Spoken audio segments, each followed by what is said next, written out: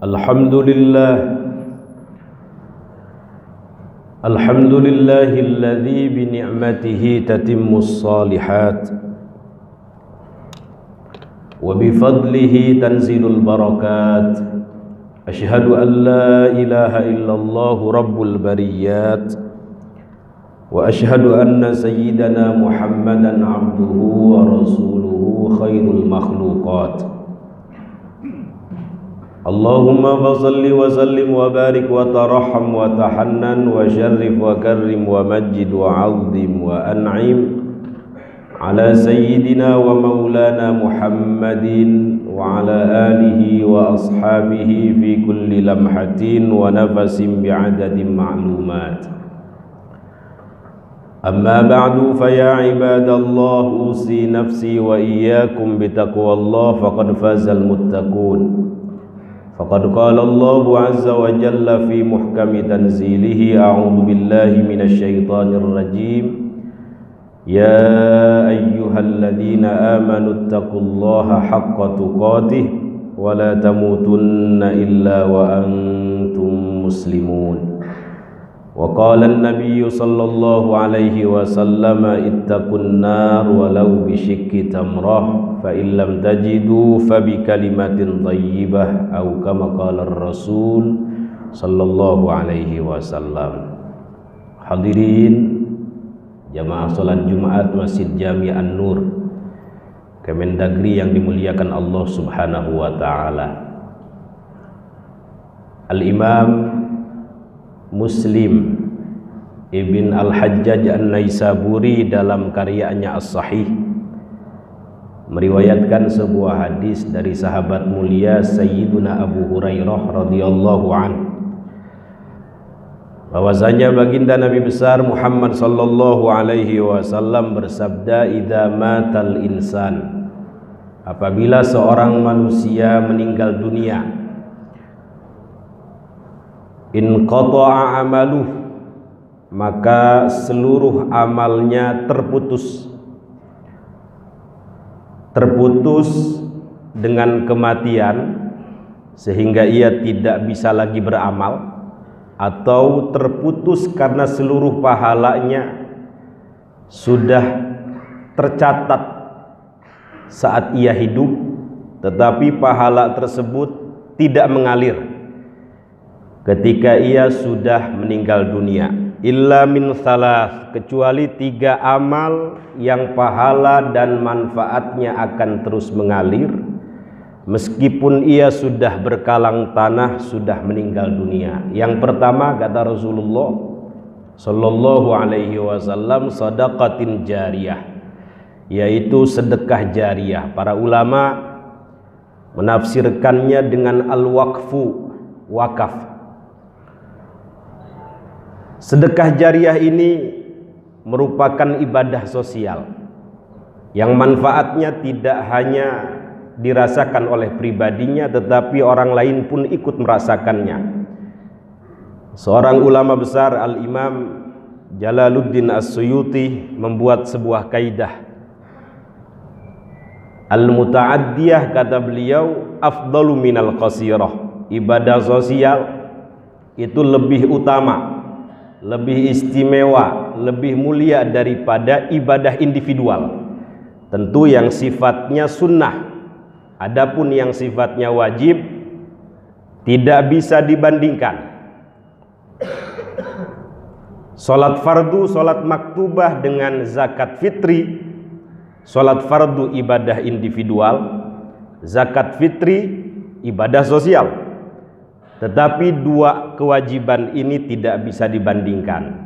Dua-duanya wajib. Adapun sunnah bisa dibandingkan. Misalnya haji yang kedua kali ibadah individual, dengan menyantuni anak yatim ibadah sosial. Maka seluruh ulama sepakat menyantuni anak yatim lebih mulia, lebih utama, lebih istimewa daripada melakukan haji yang kedua kali. Baik dalam hadis, haji tidak ada balasannya kecuali surga. Itu pun kalau mabrur. Al-hajjul mabrur laisa lahu jazaa'un illal jannah. Haji mabrur tidak ada balasannya kecuali surga. Itu pun kalau mabrur. Tetapi Rasulullah Shallallahu Alaihi Wasallam tidak menjelaskan surganya di mana, bersama siapa, tetapi menyantuni anak yatim dengan jelas dan tegas. Baginda Nabi besar Muhammad Sallallahu Alaihi Wasallam mengatakan, ana wa kafilul yatimi kahataini fil jannah. Saya beserta pemerhati penanggung anak yatim akan bersama-sama di surga. Tentu surganya Rasulullah Sallallahu Alaihi Wasallam surga paling eksekutif, paling luas, paling tinggi, paling mulia, paling istimewa. Karena itu Rasulullah Sallallahu Alaihi Wasallam sering mengajak para sahabat untuk bersedekah. Bukan beliau mengemis, tetapi ingin mengajarkan bahwa harta yang kita miliki, harta yang kita peroleh, yang kita dapat, ini lama-lama habis, lama-lama akan kita tinggalkan. Dunia ini pilihannya dua, kalau tidak kita tinggalkan akan meninggalkan kita.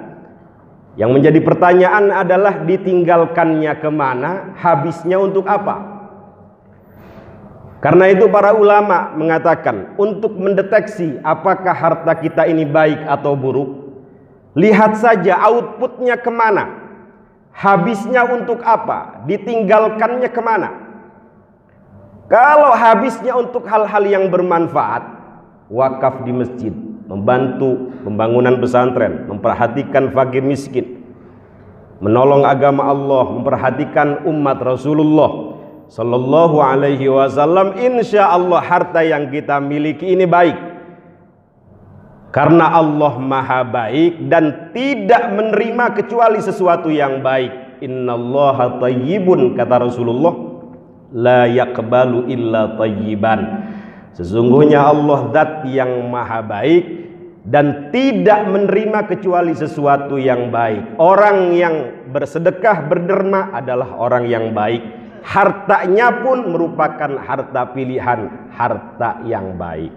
Tetapi apabila outputnya, keluarnya, habisnya, ditinggalkannya untuk hal-hal yang tidak bermanfaat, apalagi haram, jangan-jangan harta yang kita miliki ini merupakan istidraj, merupakan siksa yang tertunda. Na'udzubillah summa na'udzubillah.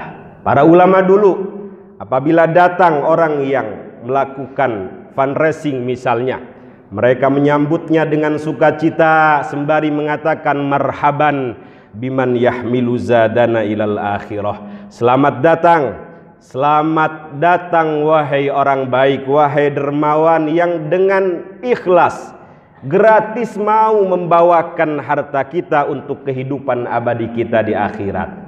Di antara sebab diangkat derajatnya Nabiullah Ibrahim alaihi salatu wassalam adalah beliau gemar berderma. Beliau tidak mau makan kecuali dengan tamu. Beliau mau makanannya dimakan oleh tamu. Bahkan kalau tidak ada tamu, beliau rela berjalan bermil-mil hanya karena ingin masakan yang dimasaknya dimakan oleh tamu. Ini diantara sebab beliau diangkat derajatnya oleh Allah Subhanahu wa ta'ala. Karena itu orang yang meninggal sekalipun ingin hidup lagi, dan satu yang ingin mereka lakukan, fa'as-saddaqa wa akum minas salihin. Saya ingin bersedekah dan menjadi orang yang baik, orang yang soleh. Sebab sedekah, kata Rasulullah, dapat memadamkan kemurkaan Allah.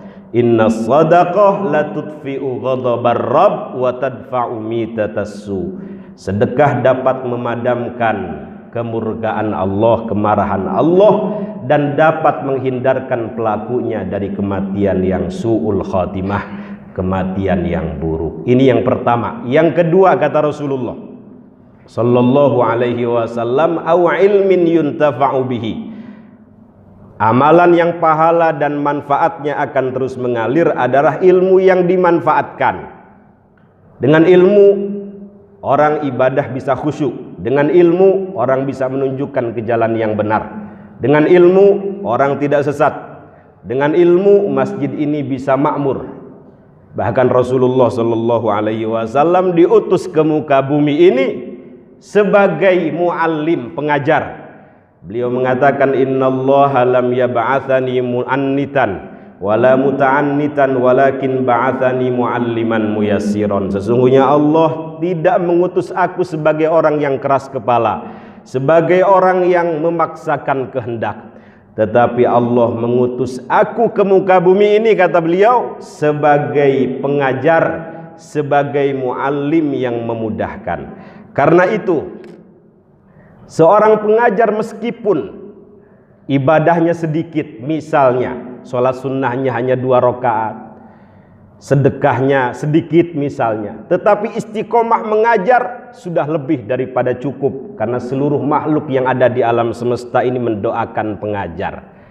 Kata Rasulullah, innallaha wa malaikatahu wa ahlas samawati wal ardin la yusalluna ala muallimin nas al khair. Sesungguhnya Allah, para malaikat, seluruh makhluk yang ada di alam semesta ini, di bumi, di langit, sampai semut yang ada di lorongnya, terus menerus bersolawat, mendoakan, memintakan ampun untuk orang yang mengajarkan kebaikan. Yang ketiga, kata Rasulullah Shallallahu Alaihi Wasallam, amalan yang pahala dan manfaatnya akan terus mengalir adalah awwaladin salihin yad'ulah, seorang anak yang selalu dan terus menerus mendoakan kedua orang tuanya. Siapa yang tidak ingin anaknya soleh, solihah? Semua mendambakan, menginginkannya. Bahkan para nabi sekalipun khawatir tidak punya anak yang soleh dan solihah. Kita lihat misalnya bagaimana Nabiullah Ibrahim alaihi salatu wassalam, di mana istrinya didiagnosa akir, mandul, tetapi beliau tidak putus asa memohon kepada Allah agar diberikan anak yang soleh. Direkam doa beliau dalam Quran, Rabbi habli minas solihin, ya Allah anugerahkan kepadaku keturunan yang termasuk orang-orang soleh. Dikabulkan doa beliau, lahir Nabiullah Ismail alaihi salatu wassalam. 14 tahun kemudian lahir Nabiullah Ishaq alaihi salatu wassalam. Kita lihat juga misalnya Nabiullah Zakaria alaihi salatu wassalam, yang istrinya mandul, tidak bisa memiliki anak, tetapi karena ingin punya anak yang baik, yang soleh, yang bisa meneruskan perjuangannya, yang bisa menjadi jariyah keluarganya, beliau tak henti-hentinya berdoa, Rabbi habli min ladunka dzurriyyatan thayyibah innaka sami'ud du'a. Ya Allah anugerahkan kepadaku dari sisimu keturunan yang baik, innaka sami'ud du'a, sesungguhnya engkau zat yang maha mendengar doa. Dikabulkan doa beliau, lahir Nabiullah Yahya alaihi salatu wassalam, yang nama Yahya ini langsung diberikan Allah subhanahu wa ta'ala sebagai penghormatan Allah terhadap putra Nabi Zakaria. Ya Zakaria, kata Allah, inna nubashiruka bi ghulamin ismuhu Yahya lam naj'al lahu min qablu samiyya. Hadirin sidang Jumat Masjid An-Nur Kemendagri yang dimuliakan Allah subhanahu wa ta'ala, kata para ulama, untuk menjadikan anak kita soleh, selain pendidikan, pergaulan, lingkungan, maka keadaan orang tua itu sendiri yang harus diperhatikan. Kata mereka, solahul aba sababun li solahil abna. Baiknya orang tua, solehnya orang tua menjadi sebab terbesar solehnya, baiknya seorang anak. Kalau anak kita pengen soleh, orang tuanya yang harus soleh dahulu, dan seterusnya. Bahkan kesolehan orang tua tidak hanya berpengaruh pada kesolehan seorang anak, Allah subhanahu wa ta'ala akan menjaga anaknya, keturunannya. Kita lihat misalnya bagaimana Nabiullah Khidir alaihi salatu wassalam menegakkan satu bangunan milik 2 anak yatim yang di dalamnya ada harta terpendam. Kenapa harta ini dijaga oleh Nabiullah Khidir alaihi salatu wassalam? Dalam surat Al-Kahf, wa kana abuhuma salihah, Karena dulu buyut dua anak yatim ini orang yang gemar melakukan amal soleh, orang yang soleh. Kata para ulama tafsir, dari dua anak yatim ini sampai buyutnya 7 tingkatan. Ada yang mengatakan 9 tingkatan, ada yang mengatakan 10 tingkatan. Sejauh itu masih dijaga oleh Allah Subhanahu wa ta'ala, anaknya, keturunannya, cucunya sampai bawah, sebab orang tua yang gemar melakukan amal soleh. Bahkan tidak hanya anaknya yang akan dijaga, kampungnya, masyarakat sekitarnya, tempat di mana dia tinggal. Sebagaimana perkataan Al-Imam Muhammad Ibnul Munkadir, innallaha la yahfadhu birrajulis salih waladahu, sesungguhnya Allah akan selalu dan terus menerus menjaga. Sebab orang tua yang soleh yang dijaga yang pertama adalah waladahu, anaknya. Yang kedua wa walada waladihi, anak daripada anaknya.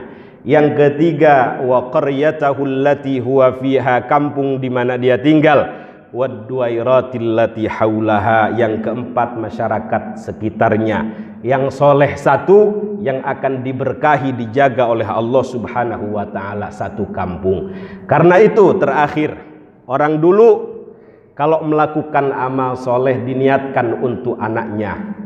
Al-Imam Sa'id Ibnul Musayyab mengatakan selesai sholat, selepas sholat kepada anaknya, wahai anakku, ta'al ke sini, la azidanna fi sholati, kata beliau, aku ini memperbanyak sholat sunnah, memperbanyak sedekah, memperbanyak qiyamul lail, memperbanyak amal soleh, memperbanyak baca Quran, tidak lain dan tidak bukan min ajlik, untukmu, karenamu, rajaan an uhfadha fik, aku berharap dengan aku memperbanyak amal soleh, Allah melimpahkan keberkahan kepadamu, Allah menjagamu dunia akhirat.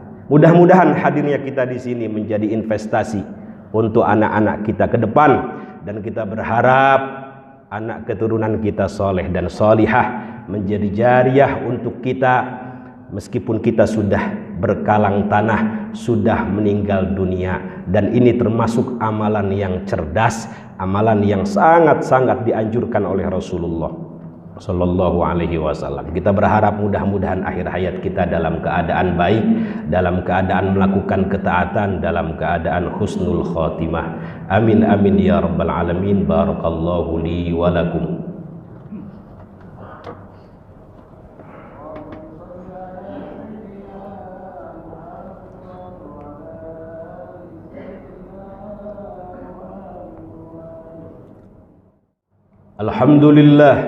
Alhamdulillahi wahdah, sadaqa wa'dah, wa nasara abdah. Ashhadu an la ilaha illallah wa ashhadu anna Muhammadan abduhu wa rasuluhu wa safiyuhu wa khaliluhu wa habibuh.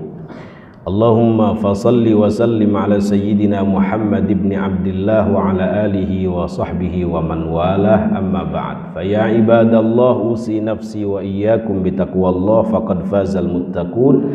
Innallaha wa malaikatahu yusalluna 'alan nabi, ya ayyuhalladzina amanu sallu 'alaihi wa sallimu taslima. Allahumma salli ala sayyidina Muhammadin sayyidil awwalin wal akhirin wa barik wa sallim radhiyallahu tabaraka wa ta'ala an kulli sadatina ashabi rasulillahi ajma'in, amin ya rabbal alamin. Allahumma ighfir lil muslimina wal muslimat wal mu'minina wal mu'minat al ahya'i minhum wal amwat, wa tabi' bainana wa bainahum bil khairati rabbighfir warham wa anta khairur rahimin. Allahumma a'inna ala dzikrika wa syukrika wa husni ibadatik, ya muqallibal qulub tsabbit qulubana ala dinika wa ta'atik. Allahumma inna nas'aluka al-'afwa wal 'afiyah wal mu'afata ad-daimah fid dini wad dunya wal akhirah. Rabbana atina fid dunya hasanah wa fil akhirati hasanah wa qina adzabannar. Walhamdulillahi rabbil alamin. Wa aqimis salat.